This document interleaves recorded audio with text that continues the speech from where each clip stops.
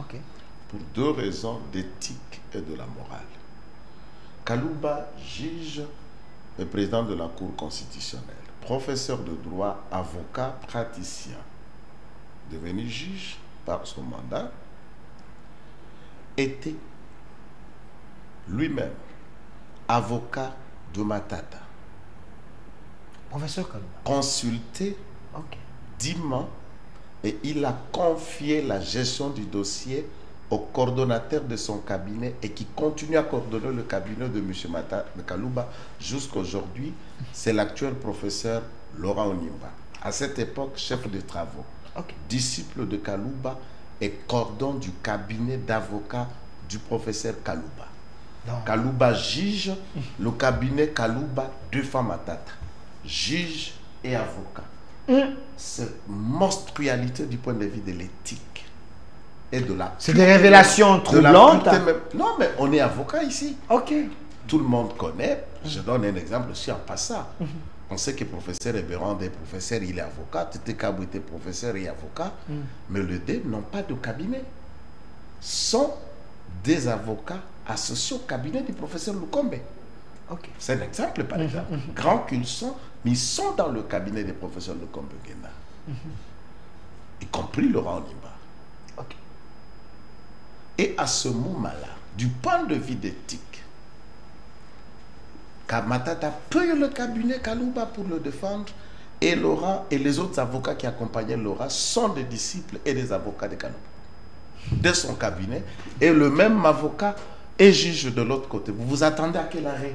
Je parle du point de vue éthique. Donc c'était un arrêt boutiqué, si j'ai Non, compris. mais c'est l'avocat juge. Ok. Vous comprenez quoi? J'utilise le mot avocat. Donc, le cabinet Kalouba défend Matata. Le cabinet Kalouba, comme juge, rend un arrêt. Vous vous attendiez à quoi? Et ce Kalouba, pour couvrir sa notoriété, va faire appel à Diabirungu. Je suis à la télévision. Pour que les gens n'arrivent pas à le soupçonner. Je l'ai déjà dit et je le répète. Et c'est comme cela que Diabirungu prendra relais, mais malheureusement, Onimba ne s'est pas retiré puisqu'il est, à ce moment-là, Kalouba devenant juge, celui le chef du cabinet d'avocats que Kalouba entretenait, défendant Matata. Là, l'opinion doit le retenir. D'ailleurs, ça valait énormément de sanctions, même devant le Conseil de l'ordre, du point de vue éthique. C'est indigeste aux étudiants qui nous suivent qu'on peut dire quoi aux étudiants en étant avocat et même temps juge. Ça, c'est la forme morale et éthique que je reproche plus à Kalouba qu'à Matata. Matata, il est politique, il a enseigné à l'université également. Face à un dossier de justice, il peut employer tous ses moyens pour s'en sortir. Ça, je ne vais pas aller dans... C'est comme ça que j'ai dit sérieux ou pas sérieux. Mais le débat encore qui est revenu, je parle encore d'une autre forme d'éthique. Il y a ce que nous appelons le temps suspect en droit, comme un principe.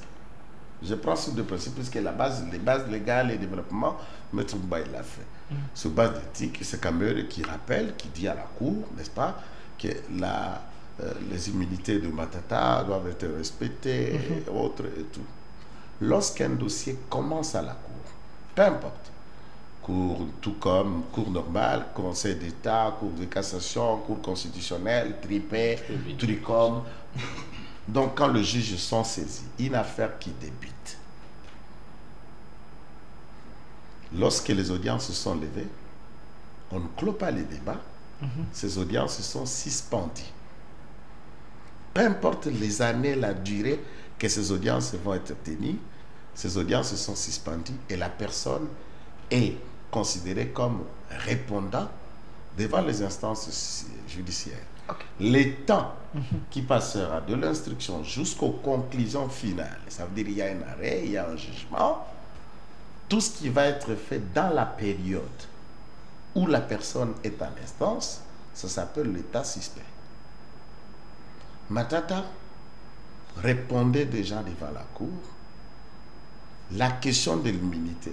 J'attends le débat sur la zaïrianisation disant que l'immunité était levée pour la zaïrianisation. Il faut lire très bien la loi. Puisqu'on met là d'ici. Non, non, on va le dire tout en le respectant.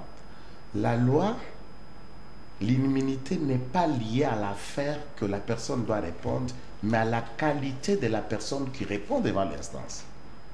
C'est celui qui est immunisé, soit en mandat, soit par rapport aux responsabilités qu'il a devant les instants, devant la gestion de la chose publique, qui lui donne une certaine privilège de poursuite. Et le privilège de poursuite n'est pas non plus en droit l'impunité ou faire de la personne qui n'est pas un juge naturel ou un jugeable, s'il faut le dire.